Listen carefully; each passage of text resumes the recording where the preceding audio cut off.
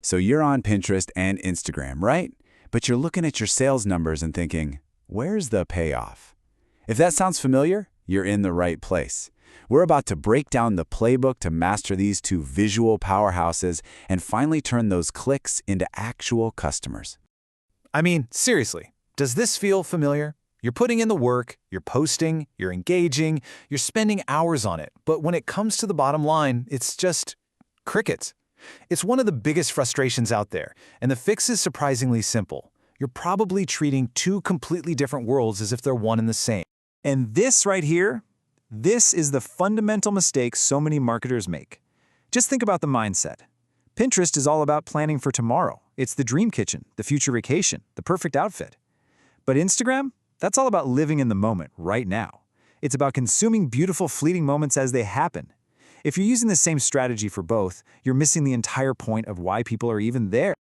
Okay, let's dive into Pinterest first.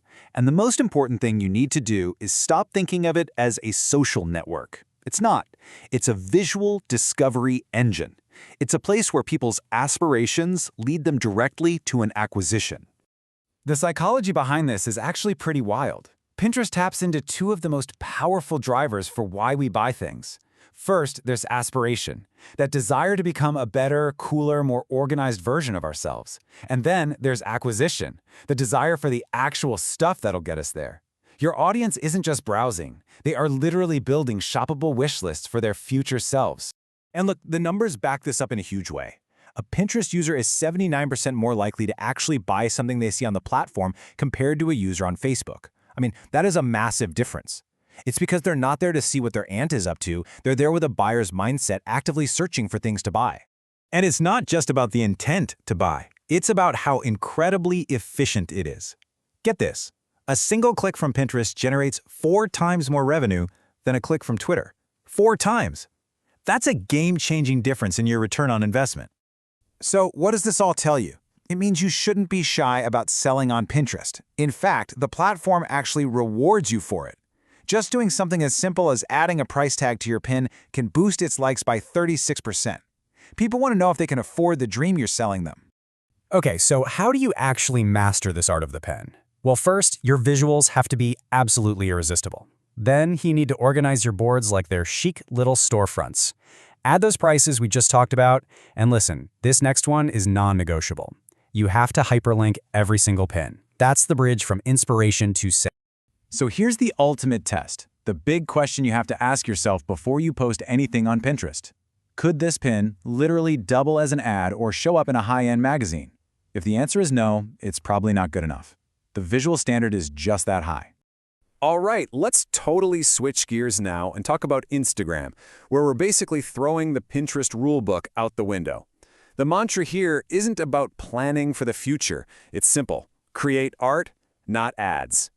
You see, on Instagram, the psychology is totally different. It's all about what we could call aesthetic consumption. People are scrolling to see stuff that's artistic, authentic, and makes them feel something. They did not log on to get hit over the head with a corporate ad that looks like a stock photo. It's all about expression. So, success on Instagram? It means you've got to ditch the polished stock imagery and show real, authentic moments instead. Every single thing you post should be so good that it's explore-worthy. You know, good enough to land on the Explore page, where you can be discovered by millions of new people. So how do you get discovered in this sea of content? Well, it comes down to hashtags. But not just any hashtags. There's a real science to it. We call it the 3x3 rule.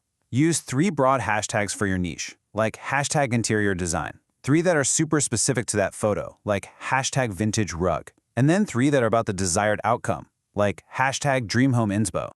All right, so before you hit share, just run through this quick checklist in your head. Is this content artsy and indie enough to fit the vibe? Did I actually use the 3x3 hashtag rule? And are my stories looking native and dynamic, the kind of thing that younger audiences really connect with? Okay, so we've looked at 2 platforms that seem like they're from different planets, right? Pinterest is for planning, Instagram is for experiencing. But believe it or not, there is one single, powerful rule that ties them both together. And that rule is all about context. And if you remember one thing from this whole explainer, let it be this. It's not just what you post, it's how and why you're posting it in that specific place. Content that doesn't have the right context for the platform it's on, it's just noise. It's going to get lost. It will fail. Period. So let's put it all side by side. The big aha moment. On Pinterest, you are optimizing for aspiration, for identity, and for acquisition. It's about the future.